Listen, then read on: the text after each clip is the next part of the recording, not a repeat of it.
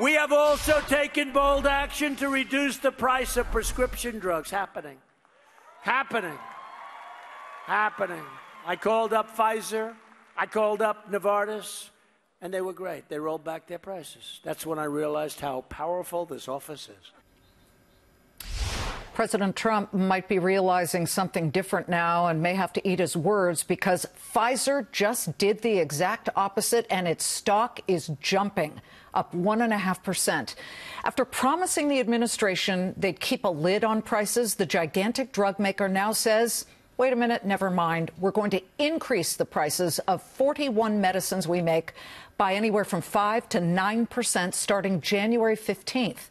Meanwhile, the auto-injector Evzio, now this is the one that's used to administer naloxone, the antidote that reverses opioid overdose, went from $575 per injector to today's price tag of more than $4,000 for a pack of 2. Big 60 Minutes piece on this. Let's bring in Chip Davis. He's used to bullying the pharma bullies. He's CEO and president of the Association for Accessible Medicines, and he represents a lot of generic companies. Good to see you, Chip. Let's start with Pfizer. That soundbite from the president was from a mere 2 weeks ago. Was he hoodwinked by Big Pharma? Yeah, Liz, first, thanks for having me. And what a difference a couple of months makes, right? Back to earlier this year when the president in May launched the blueprint to lower prescription drug prices. And you know, refraining from commenting on an individual company, I will say this. What you have heard and what you referenced is consistent with the historical pattern in the branded side of the pharmaceutical industry, looking at taking price increases once or twice per year. Obviously, this is a very different political environment. And what's critically important is what the president identified even a couple of weeks ago, dating all the way back to May, where the first strategy of his blueprint is to increase market-based competition. And that's where our companies that we represent, generic and biosimilar companies, can play a significant role in lowering overall costs and serving as a counter lever to the types of branded price increases that you referenced. Okay, but it really takes chutzpah to tell a U.S. president in July, we're going to cut prices, and then Friday reveal, oh, by the way, a full 10% of our prescription drugs, we will see a price hike in January.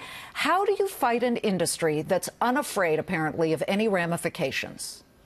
Well, look, I can speak from experience. It's not an easy fight. I think if you look historically at the level of success the branded sector has had, both in Washington, D.C. and at the state capitals, they are a formidable adversary at times, and at times we can find common ground.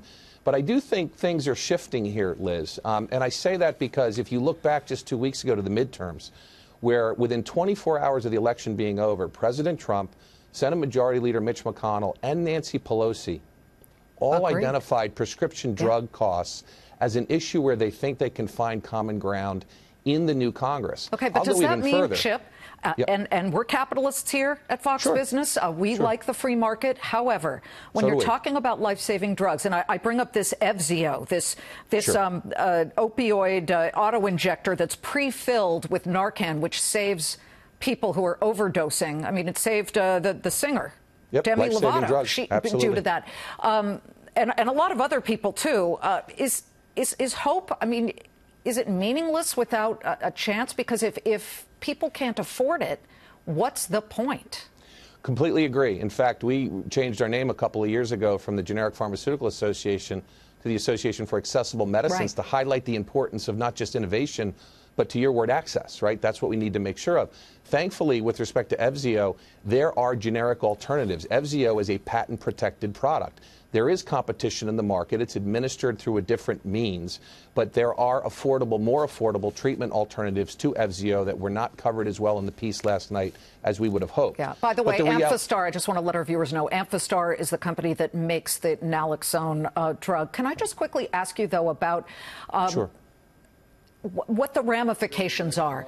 We saw Mylan a couple of years ago absolutely eviscerated after it was revealed that it was like this slow motion drip of torture, that they were hiking the price of EpiPens by 600% when they hadn't put anything into the research of it.